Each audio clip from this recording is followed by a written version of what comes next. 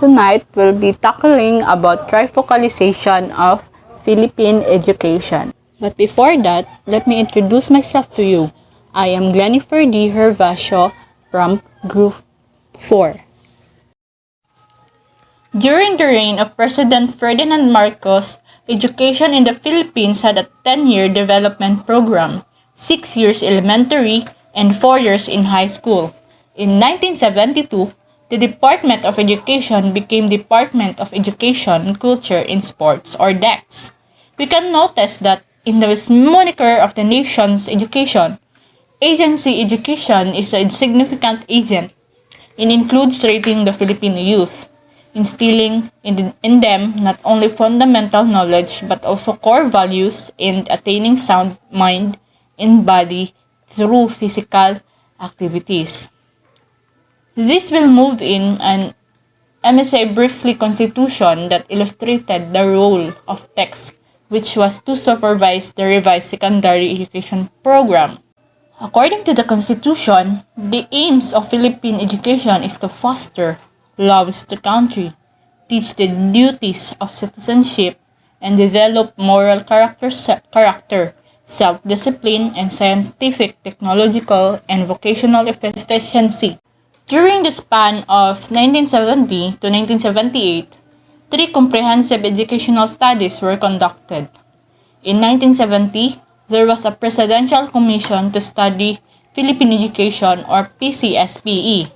In 1975, a study was conducted and called a Survey of the Outcomes of Elementary Education, or SUTIL. 3 years hence, another experiment was rolled out and was named as Experimental Elementary Education Program, or EEP. In 1978, DECS was renamed as Ministry of Education and Culture, and on the final years of President Marcos' sovereignty, the Education Act of 1982 was promulgated, which provided for formal and non-formal systems of education. A quick trivia for you classmates. Formal education, or FE, simply means normal schooling for students come to school and learn according to their age, grade, and level through a structured learning program. Non-formal education, or NFE, encompasses vocational training, adult literacy programs, family planning sessions, and cultural, civic, and leadership workshops. After 1982, recognized the systems of education to cater the varying needs of learners. It also changed the name of Ministry of Education and Culture, the Ministry of Education, Culture, and Sports.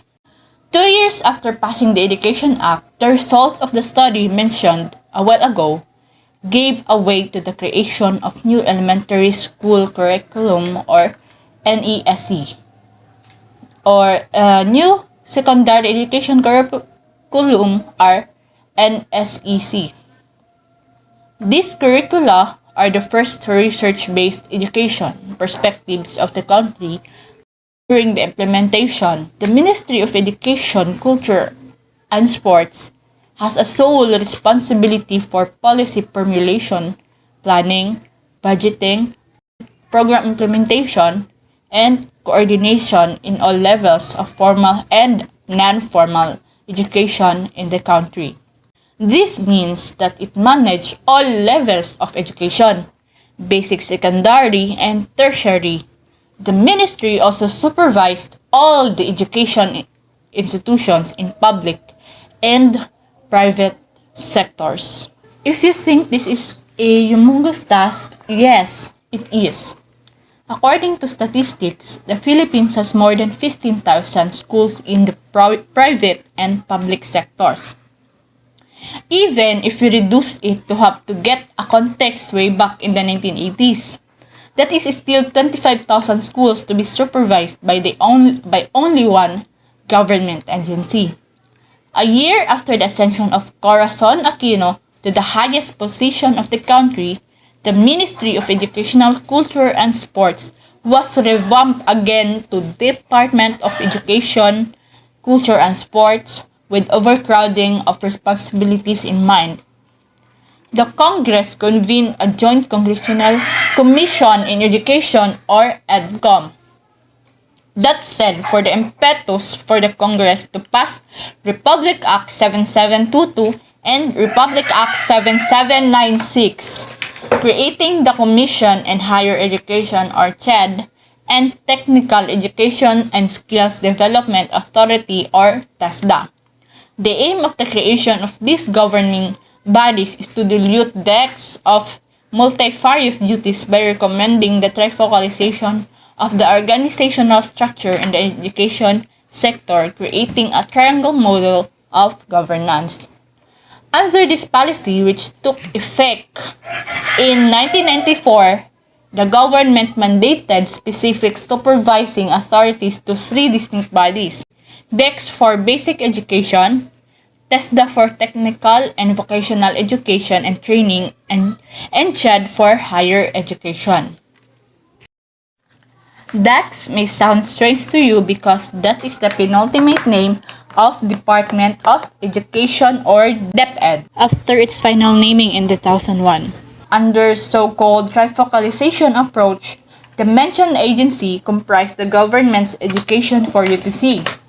Each body seeks to systematically improve critical regulatory, institutional, structural, financial, cultural, physical, and informational conditions based on the circumference of the responsibility and authority. With the system on trifocalization, DepEd, CHED, and TESDA are expected to make critical changes necessary to broaden, deepen, and sustain progressive educational efforts across learning stages. And that's the end of our topic about trifocalization. Thank you. Miss Jayan Lusa will be the next reporter. She will tackle about the Republic Acts.